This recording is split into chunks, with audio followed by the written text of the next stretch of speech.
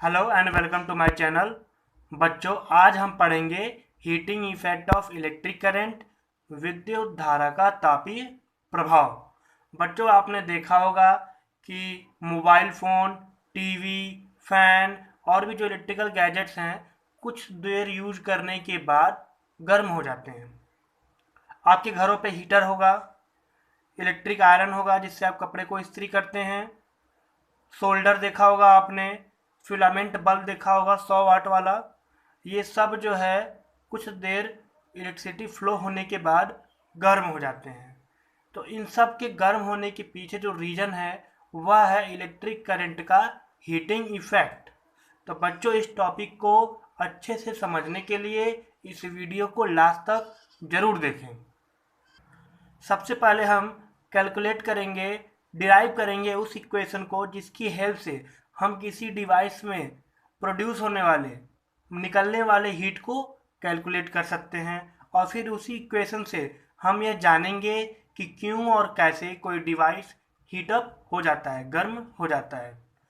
तो बच्चों, ये एक सर्किट है जिसमें ये बैटरी है जिसका सप्लाई वोल्टेज V है, ये K जो कि क्लोज स्विच है, करंट I इसमें फ्लो हो रहा है, एक रेजिस्टेंस R है, ये resistance TV, fridge, AC, cooler कुछ भी हो सकता है। ये है वोल्ट मीटर जो कि पैरेलल में कनेक्टेड है, और ये इसके क्रॉस जो पोटेंशियल डिफरेंस होगा उसको मेजर करेगा। यह एमीटर जो R के साथ सीरीज में कनेक्टेड है, और यह सर्किट में फ्लो होने वाले करंट को मेजर करेगा। लेट हम मान लेते हैं कि जो करंट आई है वो टाइम टी के लिए इस सर्किट में फ्लो हो रहा है। जब करंट आई फ्लो हो रहा है तो चार्ज भी फ्लो होगा, यानी कि हम सपोज कर लेते हैं कि टाइम टी के लिए इस सर्किट में क्यू चार्ज फ्लो हो रहा है। अब ये चार्ज फ्लो तो ऐसे तो होगा नहीं, इसको फ्लो कराने के लिए बैटरी वर्क करेगा। अब ये बैटरी वर्क कितना करेगा? W equal to V Q. ये W equal to V Q बच्चों मैंने अपने पहले वीडियो में बताया था इलेक्ट्रिक पोटेंशियल के बारे में। वहाँ पे बताया था V equal to W upon Q होता है। V is the electric potential, W is the work done, Q is the charge. तो मेरे पहले वीडियो को देखने के लिए ऊपर आई बटन को क्लिक करें। Power input by the source. अब W वर्क करने के लिए सोर्स को पावर इनपुट करना पड़ेगा। वो पावर कितना होगा? P equal to W upon T, यानी कि पावर होता है work done per unit time. W की जगह वी क्यू रख देंगे। ये Q upon I T, Q upon I T क्या होता है? आई होता है। ये भी मैंने अपने पहले वीडियो में बताया है। I equal to Q upon I T, तो क्यू अपॉन आई टी की जगह आई रख देंगे, तो P इक्वल टू क्या हो गया? We I.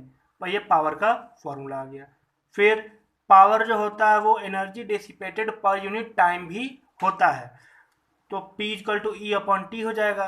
ई एनर्जी निकालना है तो टी को इधर भेज देंगे, मल्टीप्लाई हो जाएगा। Energy supplied by the source E equal to P into T.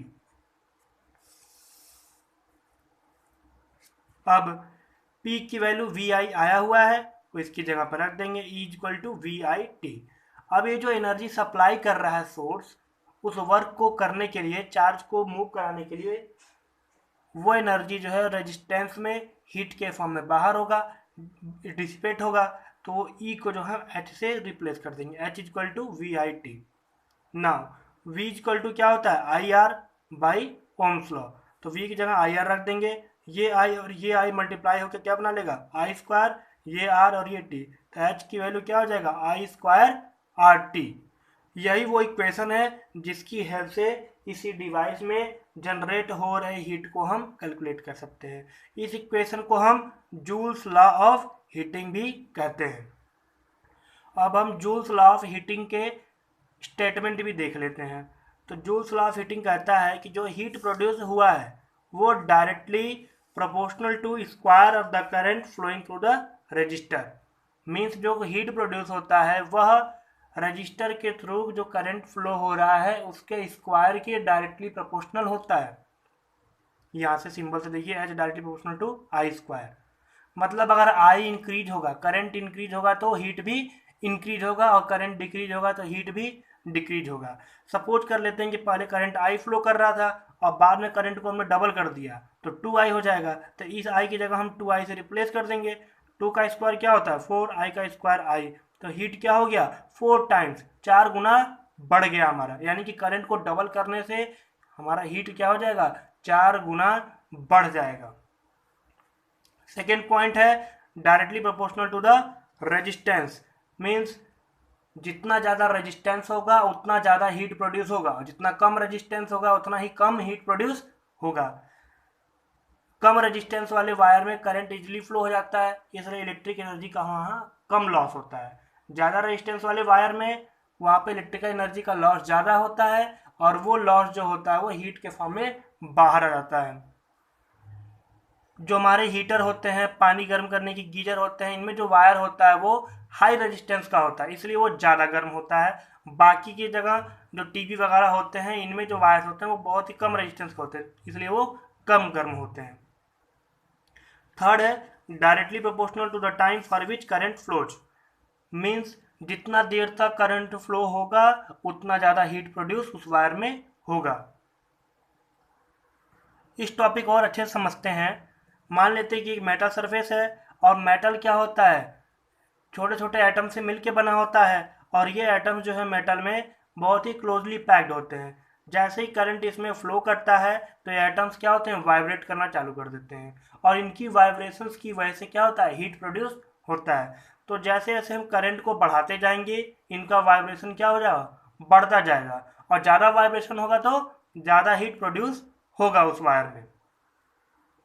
ये बिल्कुल वैसा ही है जैसे आप किसी भी मेटल सरफेस को हथौड़े से जब पीटते हैं तो मेटल सरफेस क्या हो जाता है, गर्म हो जाता है, क्योंकि हथौड़े से पीटने पर उसके एटम क्या होते हैं, वाइब्रेट करने लगते हैं, और वाइब्रेशंस की वजह से वहाँ पे हीट प्रोड्यूस होता है। बच्चों अब हम कुछ प्रैक्टिकल एप्लीकेशन देख लेते हैं जूल्स लॉ ऑफ हीटिंग के। पहला एप्लीकेशन है फ्यूज, बहुत ही इंपॉर्टेंट है आपके बोर्ड एग्जाम्स के लिए ये। अब वर्किंग ऑफ फ्यूज पूछ लिया जाता है एग्जाम में। तो फ्यूज क्या है, आपने अपने घरों में देखा होगा कि आपके घरों के मेन स्विच में, इन्वर्टर्स में, एसी में, फ्रिज में लगा होता है, और जहाँ नहीं लगा होता है वहाँ पे हम अलग से लगवा सकते हैं। फ्यूज एक प्रकार का सेफ्टी डिवाइस होता है जो आपके डिवाइस को डैमेज होने से, बर्न होने से, खराब होने से बचाता है। फ्यूज हमेशा डिवाइस के साथ सीरीज में लगा होता है, क्योंकि सीरीज में करंट क्या होता है, सेम होता है, तो डिवाइस से जो करंट जाएगा वही फ्यूज से भी होके जाएगा। तो अगर कभी बहुत ज़्यादा हैवी करंट उस डिवाइस में जाएगा तो पहले क्या हो जाएगा, पहले फ्यूज से होकर जाएगा। तो फ्यूज जब हैवी करंट जाएगा तो फ्यूज जो है हीट हो जाएगा, हीट होने की वजह से ये मेल्ट हो जाएगा, और मेल्ट होने की वजह से ये कनेक्शन यहाँ पे टूट जाएगा, जिससे जो हैवी करंट है वह हमारे डिवाइसेस तक नहीं पहुँच पाएगा, हमारा डिवाइस जलने से बच जाएगा। जैसे कि आपने कुछ सामान लेते हैं जो इलेक्ट्रिकल डिवाइसेस, उस पर लिखा होता है 220 वोल्ट, इतना एम्पियर, 50 वाट, ये सब लिखा रहता है। जब मान लेते हैं कि कोई डिवाइस है हमारे पास, इस पर 10 एम्पियर लिखा हुआ है, इसका मतलब ये है कि वो डिवाइस 10 एम्पियर की करंट तक ठीक ठाक चलेगा, कोई गड़बड़ी नहीं आएगी। लेकिन अगर 10 एम्पियर ज़्यादा करंट होगा तो वो जल सकता है, खराब हो सकता है। तो उसके लिए क्या करते हैं, एक फ्यूज उसके साथ सीरीज में लगा देते हैं जो कि उससे थोड़ा सा ज़्यादा एम्पियर का होता है। मान लेते हैं कि 10 हाफ या फिर 11 एम्पियर का होता है। अब जब भी इससे ज़्यादा करंट, 10 एम्पियर से ज़्यादा करंट, 15 एम्पियर, 20 एम्पियर उससे फ्लो होगा तो वो फ्यूज वायर क्या हो जाएगा, हीट अप हो जाएगा। पहले हीट होके वो पिघल जाएगा, और पिघल के कनेक्शन उसका टूट जाएगा, और हैवी करंट हमारे सर्किट तक नहीं पहुँचेगा। अब हम देखते हैं फिलामेंट बल्ब। तो फिलामेंट बल्ब बच्चों बिल्कुल ऐसे ही दिखता है। ये टंगस्टन का वायर होता है, ये ग्लास का कवर होता है, इसके अंदर इनएक्टिव गैसेस होते हैं जैसे नाइट्रोजन और ऑर्गन। ये टंगस्टन का क्यों बना होता है, क्योंकि टंगस्टन का हाई रेजिस्टेंस और हाई मेल्टिंग पॉइंट होता है। और इनएक्टिव गैसेस क्यों भरी जाती हैं, क्योंकि जब कोई मेटल सरफेस गर्म होता है तो वह हाईली रिएक्टिव हो जाता है, और हाईली रिएक्टिव होने की वजह से अपने आसपास के गैसेस से रिएक्ट होने लगता है, और जब अपने आसपास के गैसेस से रिएक्ट होता है तो वह कुछ नया कंपाउंड बना लेता है, जिसका मेल्टिंग पॉइंट खराब होता है, जिसका ऑक्सीडेशन जो जल्दी ऑक्सीडाइज हो जाता है। और जब यहाँ पे इनर्ट गैसेस हैं तो ये जब गर्म होता है तो इनके साथ रिएक्ट नहीं करता है। जब रिएक्ट नहीं करता है तो ये फिलामेंट काफ़ी दिनों तक बचा रहता है, बढ़िया से काम करता है। जो हमारे घरों में इलेक्ट्रिक हीटर होता है, गीजर होता है, सोल्डरिंग आयरन होता है, इलेक्ट्रिक आयरन होता है, इन सब के अंदर जो वायर यूज होता है वो मेटल का यूज नहीं होता है नॉर्मली, वो एलॉयज होते हैं। एलॉय क्या होता है, 2 या 3 मेटल्स को मिलाकर एक नया मेटल बनाया जाता है, उसे बोलते हैं हम एलॉय। एलॉय का एडवांटेज ये होता है कि उनका हाई रेजिस्टेंस होता है, हाई मेल्टिंग पॉइंट होता है और जल्दी वो ऑक्सीडाइज नहीं होते हैं। आज की वीडियो में इतना ही। उम्मीद करता हूँ कि आपको ये वीडियो समझ में आया होगा, और अगर नहीं समझ में आया तो आप कमेंट बॉक्स में कमेंट करें, मैं उसका जवाब 100% दूंगा। और अगर आप मेरे चैनल पर नए हैं तो मेरे चैनल को लाइक और सब्सक्राइब जरूर करें, और अगर आप पुराने हैं तो बेल आइकन को जरूर दबाएं। धन्यवाद। Thank you for watching.